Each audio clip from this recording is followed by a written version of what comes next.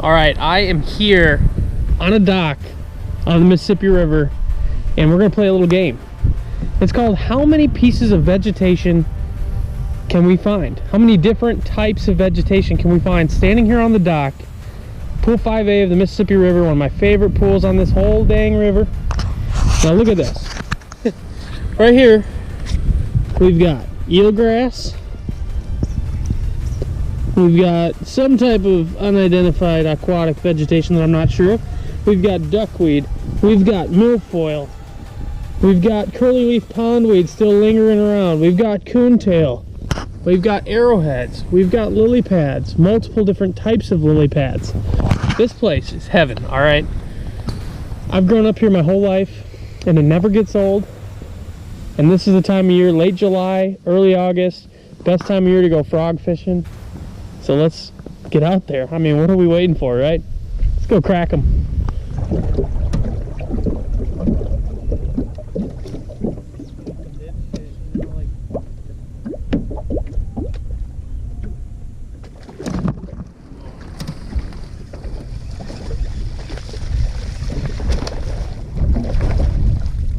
There we go. There's one on. That was sweet. There's just a perfect little spot right there where the current is draining out of this little backwater. It's a nice little duckweed mat. All right, I'm gonna get her back. See if I can get another one out of that little patch.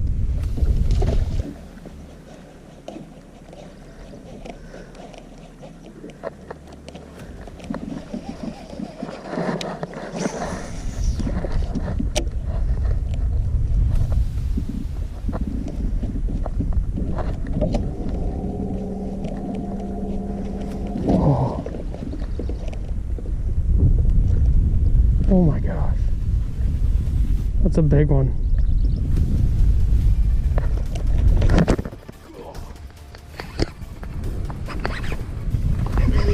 Get out of there.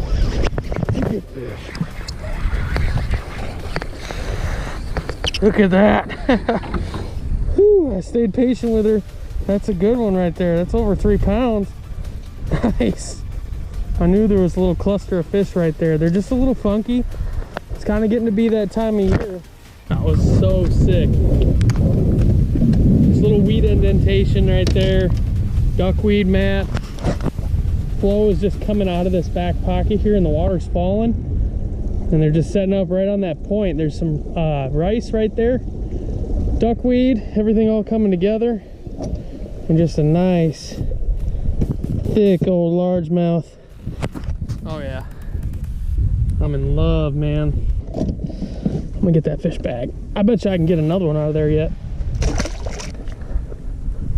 Now this would be a classic spot too, where after I'm finished with the frog, I would work that little patch over with... God. Dang, did you see that? I was not ready. I'm sitting here talking.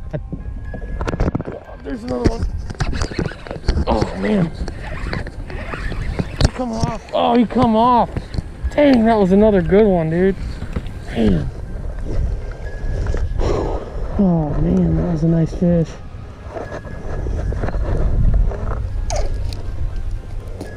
That was all execution right there too. I'm not used to fishing with this chesty mount. One thing I want to teach you guys about frog fishing. There's multiple different types of frog fishing, okay? For one, we've got open water frogging. And that's when you take this bait right out of the package, it's ready to go. Throw it up next to laydowns, you know, grassy overhanging banks, things like that. Anything that's really not gonna grab too much on your hooks.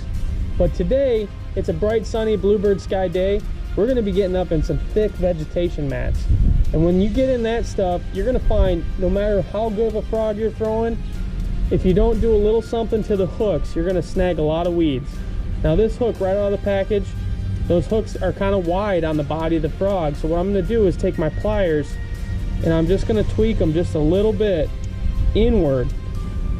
So that way they hug that body of the frog just a little bit better. It's going to keep them a lot more weedless. And that's crucial when you're fishing in the heavy slop. Because if that bait has some weeds on there, those fish will not commit to that bait. So keep that in mind. Get those hook points snug up against the body like so.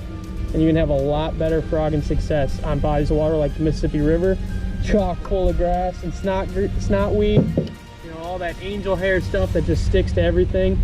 That can be a nightmare if you don't know this little trick right here. There's just a wad of them in this little mat right here. It's unbelievable. This one I thought I probably stung every one of them. Seem to get more bites out of it.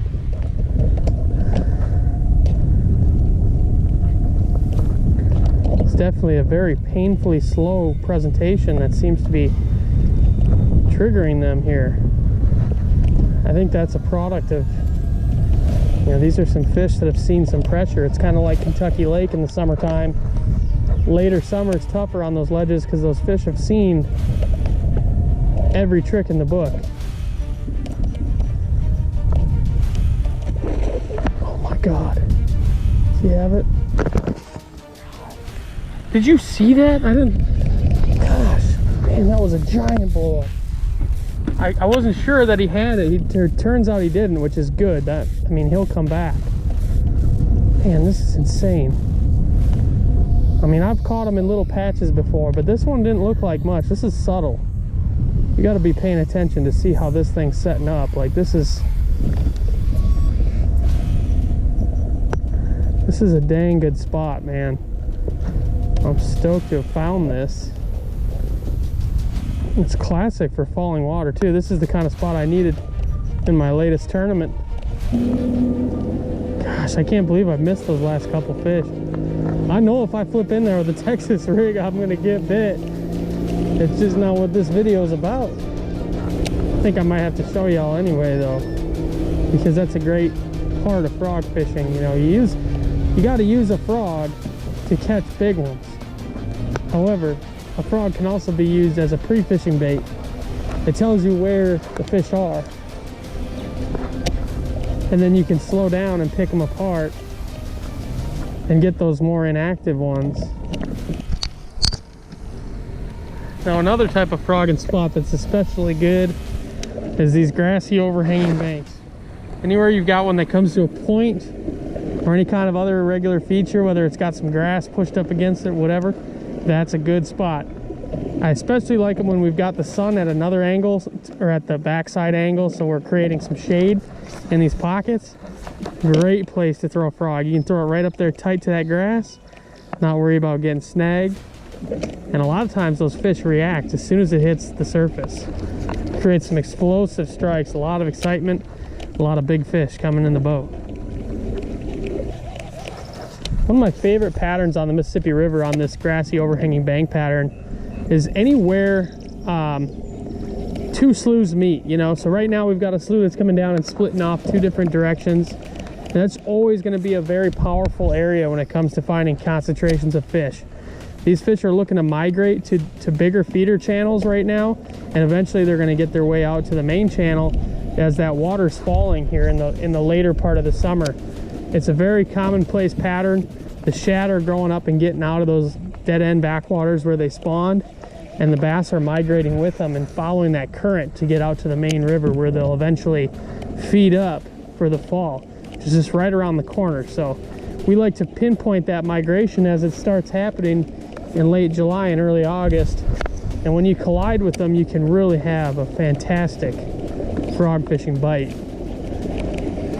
Right there, come on, boys. Dang. These fish are fickle tonight, boys. They're not easy to come by. I mean, they haven't been since that high pressure deal. And I haven't really been out though. That's a spot right there. Come on. Oh my gosh. How was that? Is that a smallmouth? Look at that. A Mississippi River smallmouth. I'm not surprised. That's a pretty common thing out here actually when you're fishing these grassy banks especially. Nice little smallmouth. Grew up to be a 4-pounder. I just threw back. Oh my gosh. There's a bunch of smallmouth right here. I just threw back to where I caught that little smallmouth. I thought it was a fluke. Turns out I got bit 2 more times right in that same little indentation behind that grass mat. Crazy. And I got nothing else to throw in there. Well, I got a jig. Let me throw a jig in there and let me show you guys what's up. I know this is a frog fishing video, but I'm a man of opportunity, and so are bass. Bass are creatures of opportunity. Sometimes you gotta roll with the punches. Like we talked about with that frog being such a good search bait. You know, the frog just showed me that there's some smallmouth sitting right there. I can use other baits to catch them once I know that. But on this river, there's hardly another bait in the summertime that's better for covering water than a frog. They weren't big ones anyway. I just wanted to see if I could catch one quick.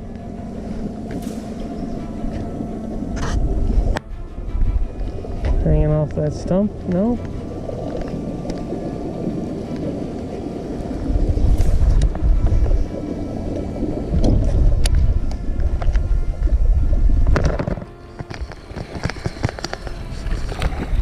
That smallmouth just laid up on all these little pieces of wood along here.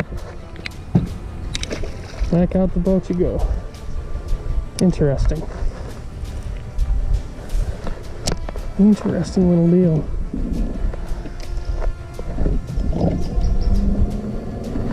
Well, we gotta keep moving though. I got some other stuff to hit. Nice.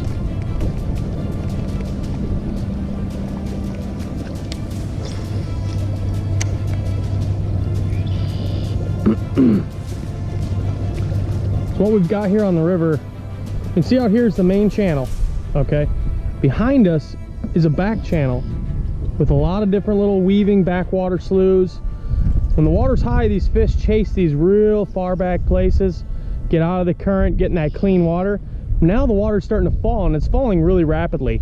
That sucks these fish out of these little narrow backwater cuts, and they're gonna come right back out here and get on the edge of this current. Eventually they're gonna make their way out to that main river channel in the later summer periods, but for now it's kind of a progression towards that. Just getting out into those secondary channels is what these fish are gonna be doing in the next couple weeks.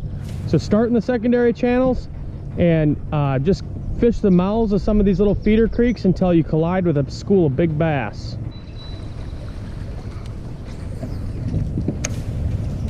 And you can see that the water's still quite high. You know, and you would think like, okay, it's really high, the cover's really inundated with water right now, so those fish should be way up in there. However, what's important is that the water has begun to fall, and that triggers a response from the bass. They know it's falling, and even if there's still 4 foot of water up shallow or up in the bushes and stuff, they will pull out of those bushes early.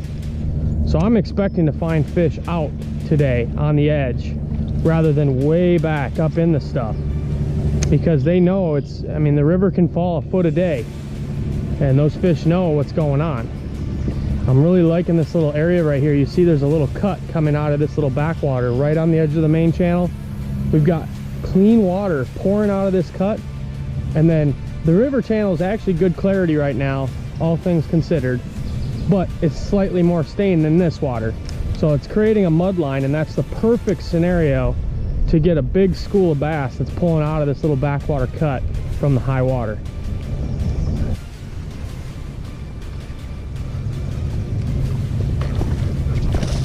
Just like that. Unbelievable. That was awesome. Right there, just where we were talking about.